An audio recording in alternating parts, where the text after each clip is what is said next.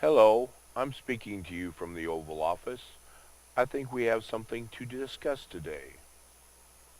I'd like to suggest to all you listening to my speech today to go out and buy yourself a lawnmower.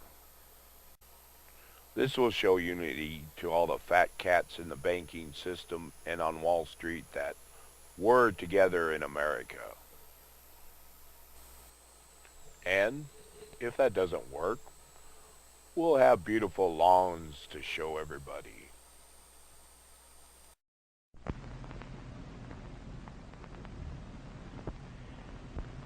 You can roughly locate any community in the world, somewhere along a scale running all the way from democracy to despotism.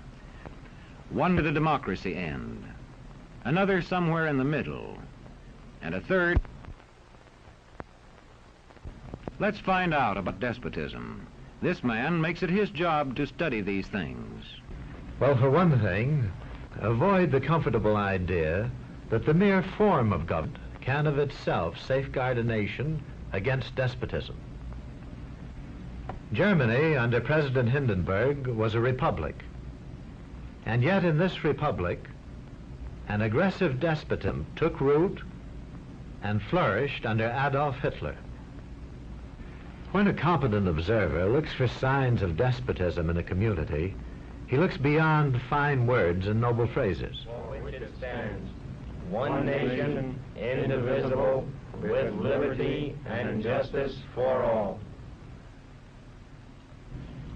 Many observers have found that two workable yardsticks help in discovering how near a community is to despotism: the respect scale and the power scale.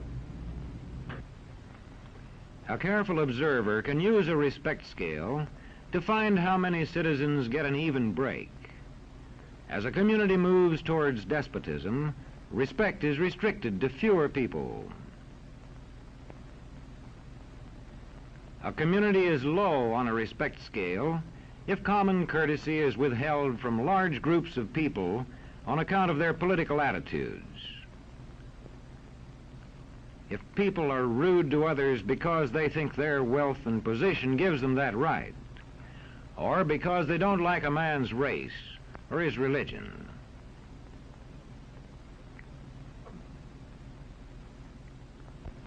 Equal opportunity for all citizens to develop useful skills is one basis for rating a community on a respect scale. The opportunity to develop useful skills is important, but not enough. The equally important opportunity to put skills to use is a further test on a respect scale.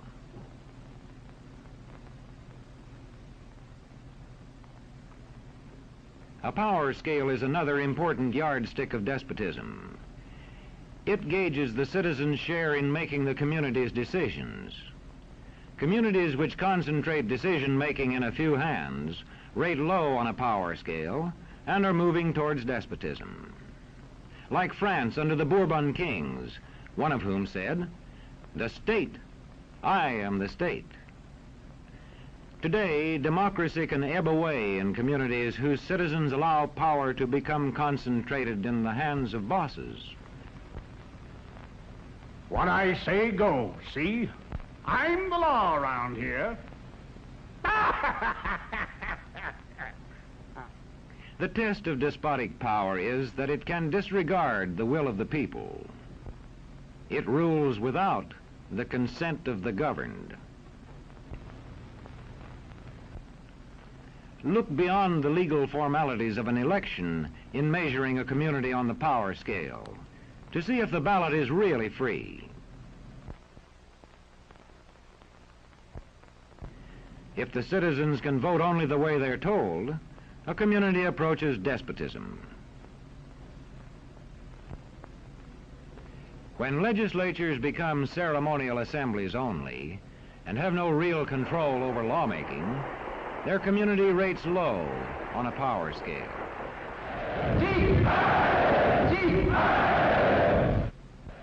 In a downright despotism, opposition is dangerous, whether the despotism is official or whether it is unofficial.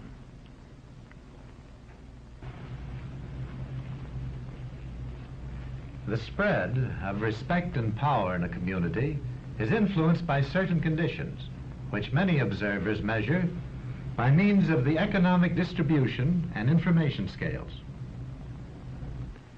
If a community's economic distribution becomes slanted, its middle income groups grow smaller, and despotism stands a better chance to gain a foothold. Where land is privately owned, one sign of a poorly balanced economy is the concentration of land ownership in the hands of a very small number of people. When farmers lose their farms, they lose their independence. This one can stay on, but not as his own boss anymore. To the extent that this condition exists throughout a nation, the likelihood of despotism is increased. In communities which depend almost entirely on a single industry, such as a factory or mine, maintaining economic balance is a challenging problem.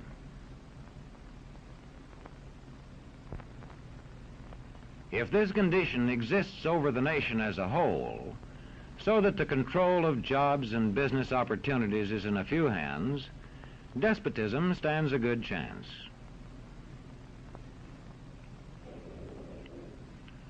Another sign of a poorly balanced economy is a taxation system that presses heaviest on those least able to pay.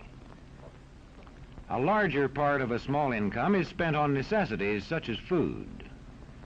Sales taxes on such necessities hit the small income harder.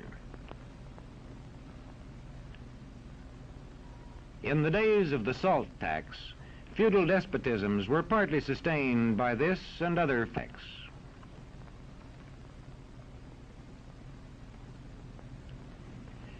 A community rates low on an information scale when the press, radio, and other channels of communication are controlled by only a few people, and when citizens have to accept what they are told. In communities of this kind, despotism stands a good chance. See how a community trains its teachers. Bear this in mind. Young people cannot be trusted to form their own opinions. This business about open-mindedness is nonsense. It's a waste of time trying to teach students to think for themselves. It's our job to tell them. And when teachers put such training into practice, despotism stands a good chance. These children are being taught to accept uncritically whatever they're told. Questions are not encouraged. How can you ask such a question? Have you got a textbook? Yes, ma'am. Does it say here that our law courts are always just? Yes, ma'am. Then how dare you question the fact? Sit down. And so we aren't surprised when... But it must be true. I saw it in this book right here. And if books and newspapers and the radio are efficiently controlled, the people will read and accept exactly what the few in control want them to. Government censorship is one form of control. A newspaper which breaks a government censorship rule can be suspended. It is also possible for newspapers and other forms of communication to be controlled by private interests. I thought I told you to kill that story. It'll cost us a lot of advertising. If that story goes out, I quit. All right.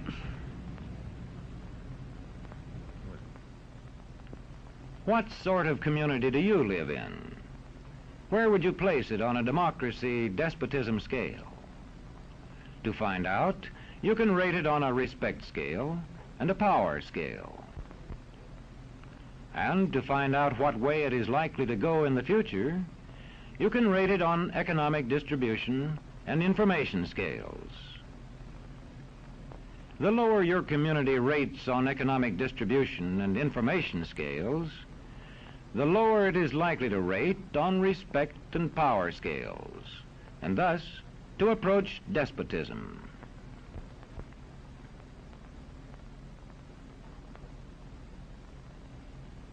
What happens in a single community is the problem of its own citizens.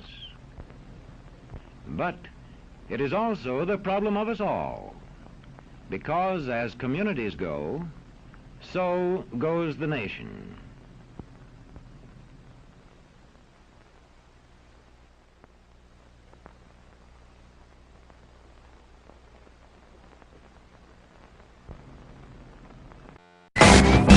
War in the 21st century.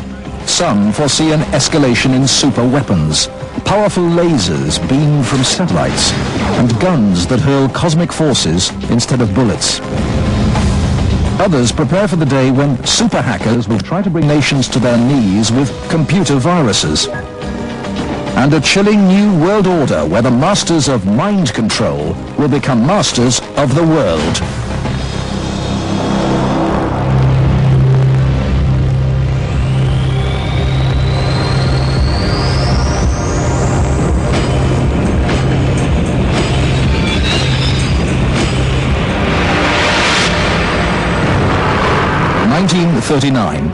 World War II.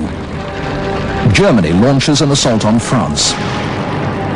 France, having used the First World War as a model for the Second, found its trench warfare mentality and supposedly impermeable Maginot Line overrun by the German Blitzkrieg in just a day. It was a lesson the Allies learned quickly, and the world would not forget. In this century, as never before, the next war would always be a moving target. In many ways, we've just used new technology to hone very old tactics, like delivering firepower to enemy targets. A more potent weapon could harness the cosmic forces of plasma, an extremely hot, volatile substance that forms the atmosphere of stars. Phillips Laboratory has designed an earthbound machine that generates plasma. For 10/1,000,000ths of a second, its energy output equals that of the entire United States. The sunlight temperatures and electronically charged nature of plasma give it a potentially devastating destructive capability. In the back alleys of Combat Town, Camp Pendleton, San Diego, the role of the U.S. Marines is changing as fast as their weapons. From deadly stormtroops to less than lethal peacekeepers. Pepper spray is another tactic to subdue angry crowds. It has an immediate and incapacitating effect even on the toughest Marines. But sticky stuff like this really stops someone in their tracks. Guns that spray glue or dense adhesive foam rapidly immobilize anything that moves. Slow rewind here on Democracy Now!, democracynow.org, The War and Peace Report. I'm Amy Goodman. In a barely noticed development last week, the Army stationed an active unit inside the United States. The Infantry Division's 1st Brigade team is back from Iraq, now training for domestic operations under the control of U.S. Army North, the Army service component of Northern Command. The unit will serve as an on-call federal response for large-scale emergencies and disasters. It's being called the Consequence Management Response Force, CCMRF, or CSMRF for short. It's the first time an active unit has been given a dedicated assignment to U.S. NORTHCOM, which was itself formed in October 2002 to, quote, provide command and control of Department of Defense homeland defense efforts. An initial news report in the Army Times newspaper last month noted, in addition to emergency response, the force, quote, may be called upon to help with civil unrest and crowd control. The Army Times has since appended a clarification. In a September 30th press release from the Northern Command states, quote, this response force will not be called upon to help with law enforcement, civil disturbance, or crowd control. The standard policy for deployments in the homeland, those would be centralized and containerized, and they could only be issued to the soldiers with Secretary of Defense permission. So I think yeah, that kind of wraps up our position on this. We're proud to be able to provide this capability. It's all about saving lives, relieving suffering. Vice President Bush was in Texas today when he learned of the shooting. When he came back to Washington tonight, he said, I can assure this nation and the world the American government is functioning effectively. The officers of the federal government have fulfilled their obligations with skill and care. Well, of course, there was great concern today about whether the government was functioning and just how things would go on during the uncertainty about the president. Our correspondent, George Strait, was accompanying the vice president on his trip to Texas today, and he has this report on the vice president. George Bush had been in Texas trying to sell the president's economic plans. The assassination attempt occurred as Bush was leaving Fort Worth. The first inkling that anyone had that there was trouble came when there was a sudden rush of activity among the Secret Service agents on board Air Force Two. In fact, we are told the agents were the ones who brought Bush first word that the president had been shot. Those near the vice president say he was shocked, saying that he just couldn't believe it.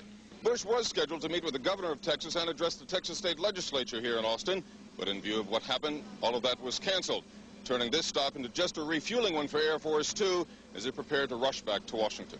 While the plane was being refueled, Bush was on the phone to Washington talking to Secretary of State Haig. Last week, the president had designated Bush as leader of the crisis management team, but today, Haig said that he was in control. As of now, I am in control here in the White House, pending return of the vice president. He made it back to Washington in record time and was brought to Andrews Air Force Base under extraordinary security precautions. His plane taxied into a waiting hangar.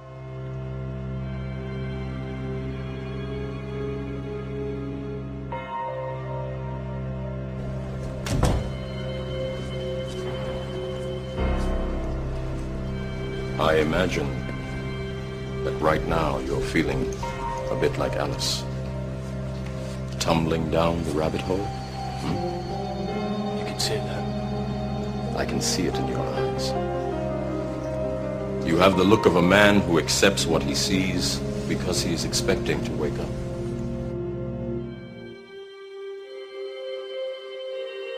When you realize there's a concerted effort to cut you off from God or any spiritual understanding of yourself. The God of the Jews, Christians, and Muslims is the same God. You have been led to believe you have no power. You have been led to believe that all esoteric teachings are negative. Meanwhile, people in power use these teachings to control every aspect of your life. Love, as Jesus put it, is the only way. Wake up. You have been deceived.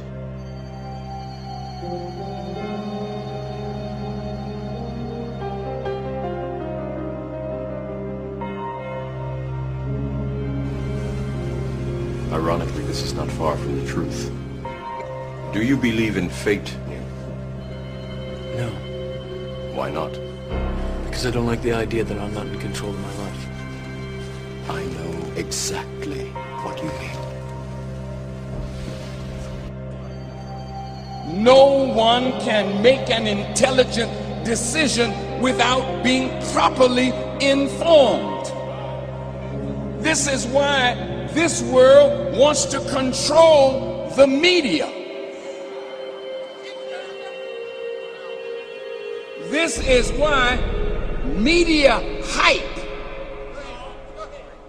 can take you up, take you down. So you don't know anymore who's really good, because the media can make a wicked man look good and make a good man look evil. Can lies become truth? Could a media system controlled by a few global corporations with the ability to overwhelm all competing voices be able to turn lies into truth?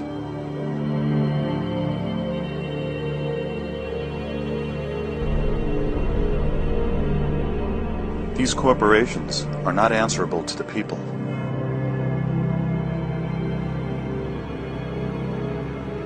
Only the politicians can regulate them. Could corporations possibly buy politicians with campaign contributions? Contributions so large that the politicians would allow unregulated corporations to go about their business of eliminating less powerful voices until only one voice remained. One truth. In the 60s, 3 in 4 Americans trusted their government. Today, it's 1 in 4 Americans trust the government. The level of secrecy and the amount of money in our process is greater than it's ever been. Archibald Cox, the Watergate prosecutor I interviewed for our book, The Buying of the President 2000, said the level of trust in this country is worse than he's ever seen it, including during Watergate. People sense, I think, that the financial elites and the political elites have become one and the same, and that the people themselves have no voice in Washington or in their state capitals, that they are somehow being left behind. You can't have 280 million people and say that two political parties represent the thinking of 280 million people. That's just think about that. If you are, just step back and look at that. And you know, the thing is that anthropologists, they're going to dig us up hundreds of years from now, and they are not going to understand us. No, seriously. And we've made a huge mistake inventing film and videotape because we're leaving behind a record of ourselves. The top 1% that controlled 90% of the wealth had two major political parties doing their bidding for them. And the other 99% had no political party on the ballot representing them. And no representation in Congress representing them.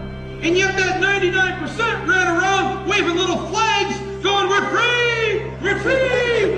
We live in a democracy! Woohoo!" Oh, we're going to look like assholes. No, seriously, folks. We got to leave a note behind and explain our actions. We have a situation in which a significant percentage of the population doesn't vote, doesn't care about the issues, is tuned out entirely, is what we call depoliticized. In fact, we have a rate of depoliticization in the United States that must make a tyrant like in, Indonesia envious. They say, how can I get one of these vegged out populations? There's an apposite quote from Dr. Goebbels. It's a kind of an explosive, thing to invoke here, but he said once, and this is an example of how sly he was, that what you want in a media system, and he meant the Nazi media system, is ostensible diversity that conceals. Your only safety is Rasta. هذا هو المكان where the bombing and starvation. They call it psychological operations, or PSYOPs, and it's the modern-day equivalent of Lord Haw-Haw. This military C-130 transport plane, fitted with mysterious extras, can beam overt, demoralizing messages into the heart of enemy territory. It's the world's most advanced airborne television and radio station, a secret addition to the InfoWar armory. Until recently, this operation was totally classified, what the military calls black. This is the first time they've allowed a camera crew to record their highly sensitive capabilities. They are pirates of the airwaves, able to infiltrate media channels around the world. They can broadcast on AM, FM, military radio frequencies, and most television systems. A trailing wire 180 meters long broadcasts FM signals, while another drops a similar distance from the belly of the aircraft and transmits AM frequencies. Several planes make up the PSYOPs unit called Commando Solo. They can be refueled in the air, giving them virtually unlimited range. Imagine the Earth's atmosphere, also known as the ionosphere, as a thick soap bubble. It is a membrane, a natural electrically charged shield around the Earth, protecting all life from deadly solar radiation. We have to have the atmosphere for survival. I don't think we should do anything to damage it. Without the ionosphere, I'd be fried, you'd be fried. All life on Earth would be fried. In 1912, Nikola Tesla, a visionary genius, saw ways to tame the sky, to make the atmosphere glow. He developed alternating current. Used for the natural gas on the north slope of Alaska, which they could not sell. To give you a feel for how much gas they asked me to find an application for, it was enough gas to produce all the electricity in the United States for a full year. I originated some ideas for military applications and beneficial civilian in which that gas would be converted into electricity and that used to power some gigantic antennas. What does HAARP do? HAARP is a large antenna where we beam radio frequency energy up into the upper atmosphere, and we create on a small... HAARP began with a congressional insertion in the appropriations bill of fiscal year 1990.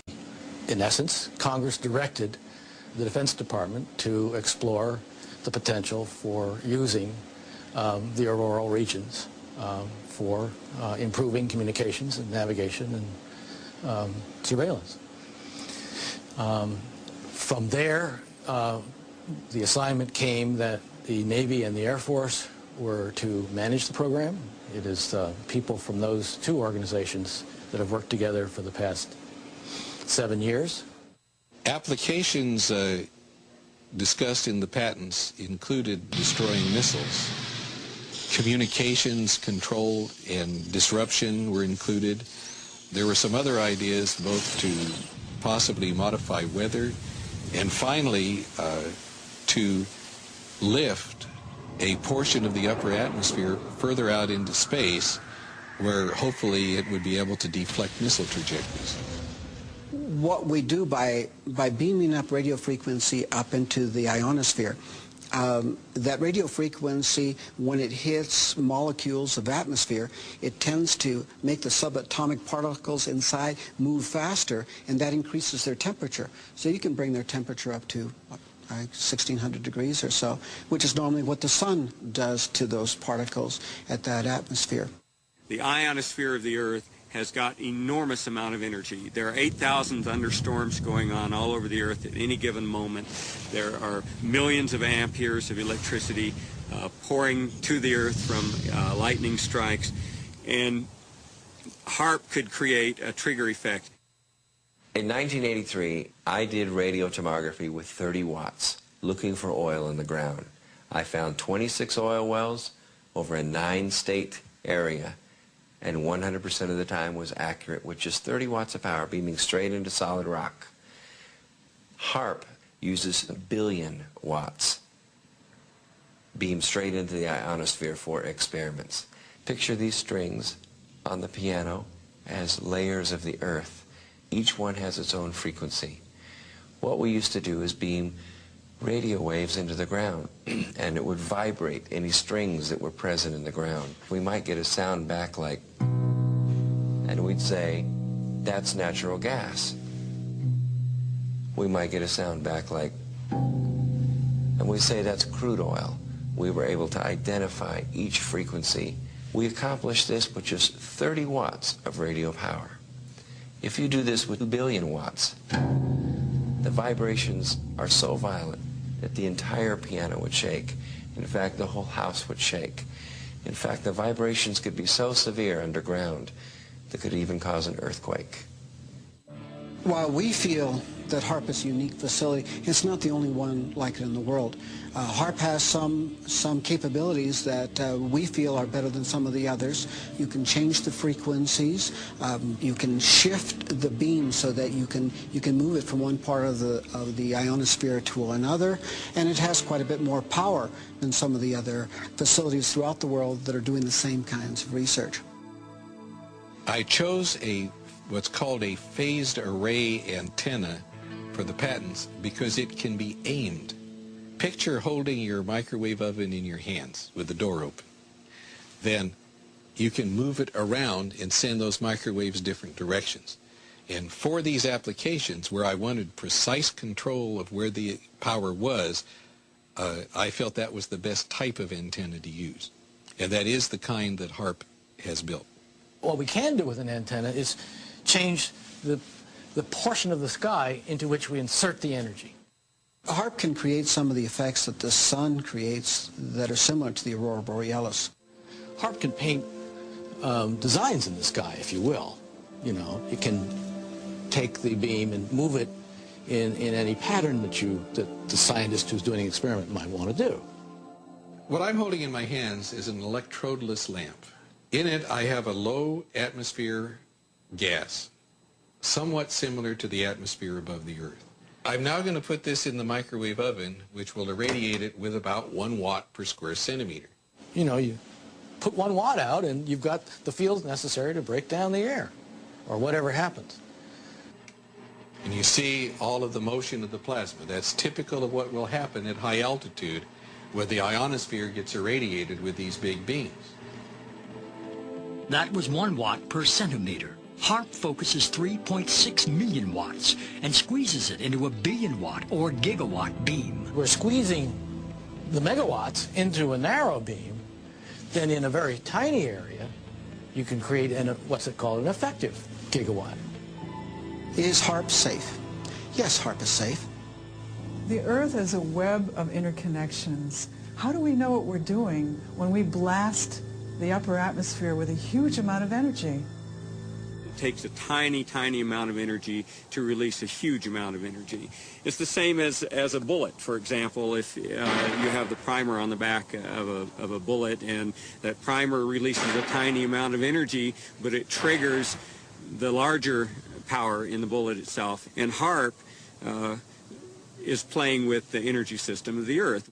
In the HAARP program, we have, I believe right now, 18 different colleges and universities that are working the program with us.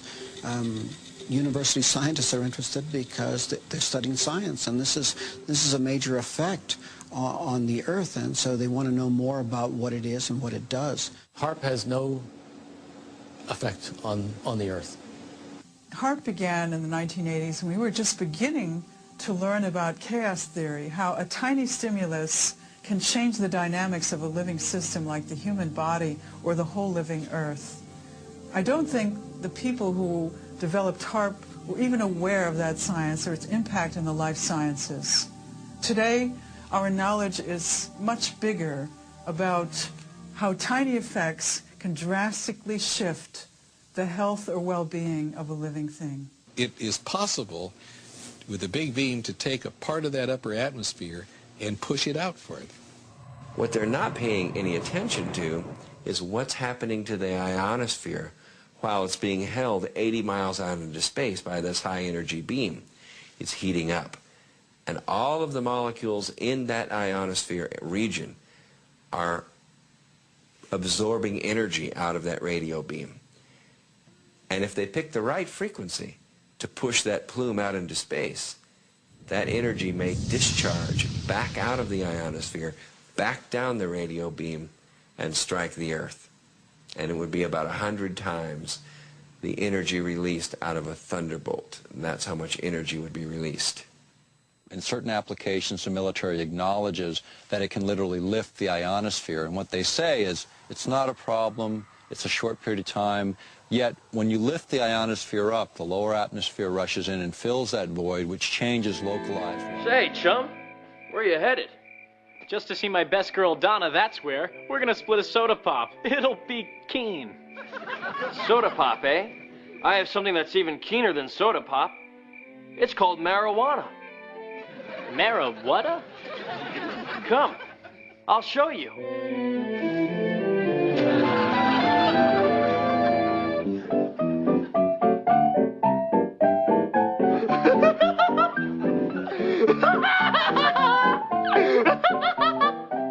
Hyde, you were right. Marijuana is the bee's knees. Yep, all it takes is one puff to make you hopelessly addicted. I am hopelessly addicted.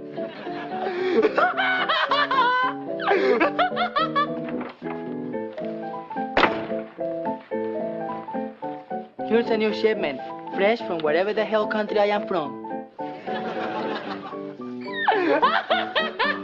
Gee willikers, Eric. Where have you been? You missed choir practice. Sorry, dollface, but now, thanks to marijuana, I'm incurably insane. Well, I'm not gonna let a swell kid like you ruin your life. Not so fast, sister. I need that for the school children.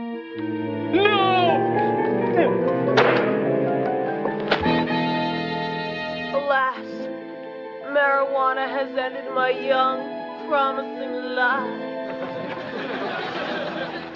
This is what's happening all over America.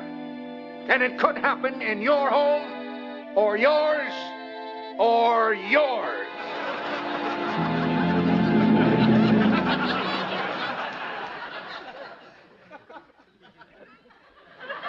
Hello. I never really wanted to be president, but I wanted to wear the pants in the house. By the way, do you know where mine are at?